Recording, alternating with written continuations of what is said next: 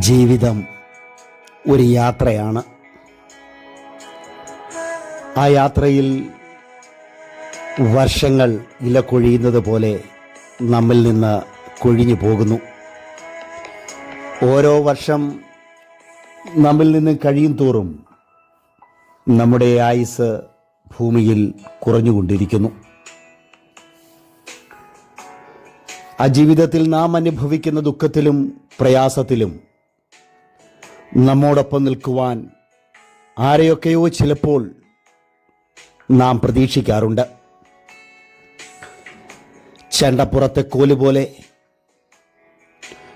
ഓരോരോ വിഷമങ്ങൾ നമ്മെ വേദനിപ്പിച്ചുകൊണ്ടേയിരിക്കും. ഒന്നിനു പുറകെ ഒന്നായി ഓരോരോ തരത്തിലുള്ള അടികൾ നമ്മെ വേദനിപ്പിക്കും. ആ വേദനകളിൽ നമ്മെ നിരാശപ്പെടുത്തിക്കൊണ്ട്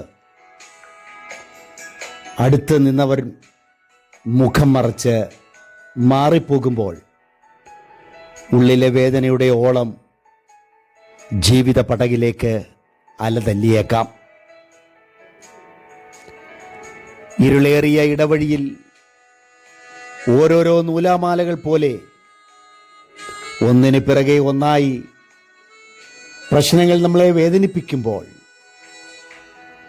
നിരാശയുടെ ഇരയാകാതിരിക്കാൻ നമ്മുടെ അരികിൽ ആരുമറിയാതെ ദൈവമുണ്ടെന്നുള്ള വിശ്വാസം നമ്മെ ഭരിക്കണം. മാനസികമായി പീഡിപ്പിക്കപ്പെടുമ്പോൾ ശക്തിയോടെ എഴുന്നേൽക്കുകയും അതിജീവിക്കുകയും വേണം. ഒരുപക്ഷെ അതിന് നമുക്ക് മനക്കരുത്തുണ്ടായി എന്ന് വരികയില്ല. കാരണം മറ്റുള്ളവരിൽ നിന്നും നാം പ്രതീക്ഷിക്കുന്നതിന് വിപരീതമായ അനുഭവങ്ങൾ ഉണ്ടാകുമ്പോൾ നാം ആകെ തളർന്നു പോകും. കലുഷിതമായി എന്ന് വരും അന്തരീക്ഷങ്ങൾ. ആ സമയം ദൈവത്തിൽ സമർപ്പിക്കുക. പ്രിയരെ, ദൈവം അനുകൂലമായി കൂടെയുണ്ടെങ്കിൽ വിജയം നമുക്ക് ഉറപ്പാണ് എന്ന് മറന്നു പോകരുത്. ശുഭചിന്ത മനസ്സിൽ ഉണ്ടെങ്കിൽ ദൈവപ്രസാദമുണ്ടാകുകയും സമാധാനം കൊണ്ട് മനസ്സ് ശാന്തമാകുകയും ചെയ്യും. ഇളകിമറിയുന്ന കടലിലും പടകിനെ തകർക്കുന്ന കാറ്റിലും കടൽപ്പരപ്പിലൂടെ നടന്ന പടകിലെത്തുന്ന യേശു ഉലയുന്ന പടകിൽ എത്തും എന്ന് ഉറപ്പ് വേണം. നോക്കൂ, എല്ലാം ശാന്തമാക്കും ആ സർവശക്തനായ രക്ഷകൻ. അപരിചിതമായ അനുഭവങ്ങളിൽ തളർന്നു വീഴുന്നത് ദൈവത്തിൻ്റെ ബലമുള്ള കരത്തിലായാൽ നല്ലൊരു സത്രത്തിലെത്തിക്കുന്ന നല്ല ശമരിയാക്കാരൻ തുടർയാത്രയെ സഫലമാക്കും. യാത്ര നമുക്ക് തുടരാം. സഫലമേ യാത്ര, അത് തുടരട്ടെ.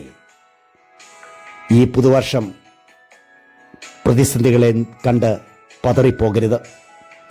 പ്രതിസന്ധികൾക്കപ്പുറത്ത് ഒരു പ്രത്യാശയുടെ, പ്രതീക്ഷയുടെ വെള്ളിരേഖ വെള്ളിത്തിളങ്ങുന്നുണ്ട്. മഴവില്ലിലെ 7 നിറങ്ങളുടെ വർണ്ണം അതിനെ മനോഹരത്വമാക്കുന്നത് പോലെ കണ്ണിലെ കണ്ണുനീർ തുള്ളികൾ ഒരു മഴവില്ലാക്കി നമുക്ക് മാറ്റാം. പ്രത്യാശയുള്ളതാക്കി തീർക്കാം. തളരാതെ തുടരൂ. സഫലമീ യാത്ര. God bless you all.